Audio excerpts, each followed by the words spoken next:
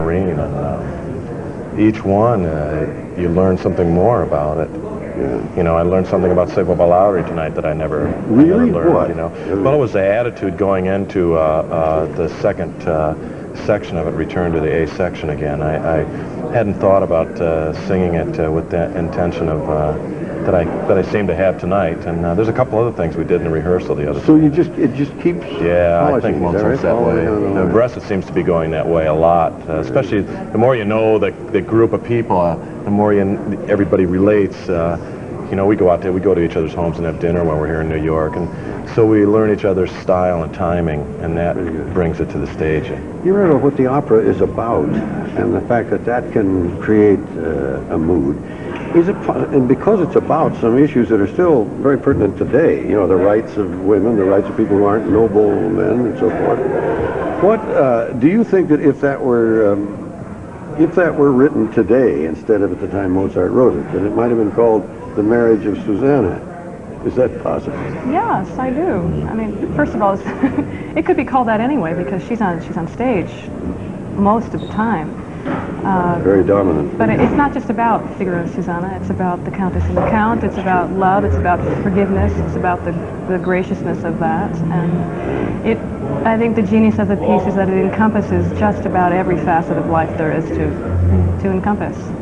Love, hate, anger, sadness, comedy, truth, etc. How many times has each of you sung this role? How many times have you sung? I've sung it about 20 times. How many? 20. 20 times. I'm in the low hundreds. Really? Yeah. I've done a bunch of them. And you're still polishing the role. Oh yeah. Well, I think Mozart is one of those kind of composers. Verdi gets easier for me. Puccini gets easier for me.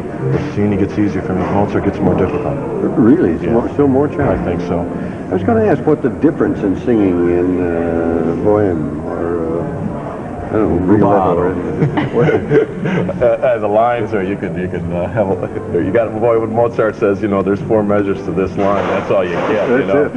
And Scott's a strict taskmaster about that too. That's marvelous. Well, we're looking forward to the remaining acts, 3 of them. So are we. And I know we got to let you go and get back. And Sure. real pleasure talking with you. Thank you. We'll be watching. Absolutely pleasure for me. Thanks. Backstage with Hugh Downs and Maureen O'Flynn, our Susanna this evening, and Dean Peterson, our Figaro. The noises you heard in back of the conversation were preparing the stage for Act 2 of The Marriage of Figaro. And we meet yet the remaining principal character in this opera, the Countess, to whom everyone in the first act referred. And our Countess this evening is Elizabeth Hines. Our conductor is Scott Bergeson. And this production of The Marriage of Figaro is coming to you live from Lincoln Center, from the stage of the New York State Theater, here in the Lincoln Center complex. The New York City Opera, one of the jewels of New York's musical life, an institution which began back in the 1940s and which increasingly year after year assumes more and more importance, not only in New York, but on the operatic scene of the United States and indeed the world. And this has been the company that has introduced many of today's most important singers into the world of opera in New York.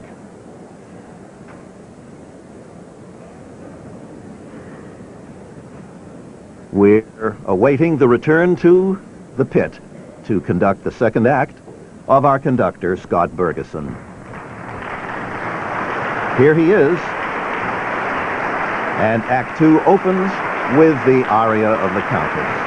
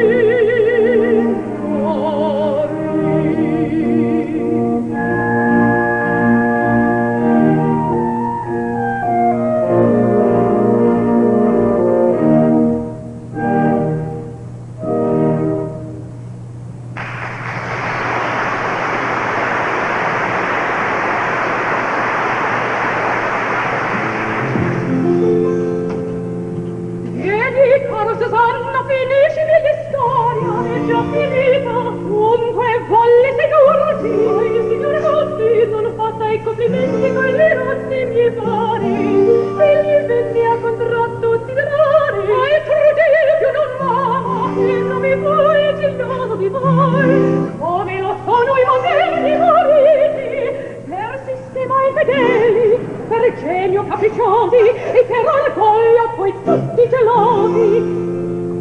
Ma si digrattava e il sol poteva. Eccola, vieni amico, madama Mazziette. A voi non tocca stare in pena per questo, al fine che si tratta. Al signor Conte piace la sposa mia, quindi segretamente recuperar por lì il diritto feudale. Possibile è la cosa, è naturale. Possibile? Naturalissima. E se Susanna vuol, possibilissima. È coraggio di trattare scherzando, negozio se serio. Non vi basta che scherzando io ti pensi. Ecco il progetto. Per Basilio un biglietto io gli può capitare che l'avvertisca di certo appuntamento che per l'ora del ballo a una banda modeste. C'è che senso? Ad un uomo si geloso? Ancora meglio. Al conte farai subito dire che verso sera attendati in giardino. Il piccio cherubino per mio consiglio non ancor partito. Da femmina vestito. Parenti sue reci di Sempara. Questa è l'unica strada onde Monsir, sorpresa da madama, si è costretto a far poi quel che si trama. Chi ti parla c'è voi, il nostro caso negli persuaso, e dove il tempo? Tu il conte alla caccia, per quel cuore non sarà di ritorno. Io vado e tosto che Rubino mi mando, lascio a voi la cura di vestirlo. E poi, se vuoi ballare, signor Contino, il chitarrino le suonerò sì, le suonerò sì, le suonerò. quanto giuvi Susanna, che questo giovinotto abbia da conte le stravaganze udito.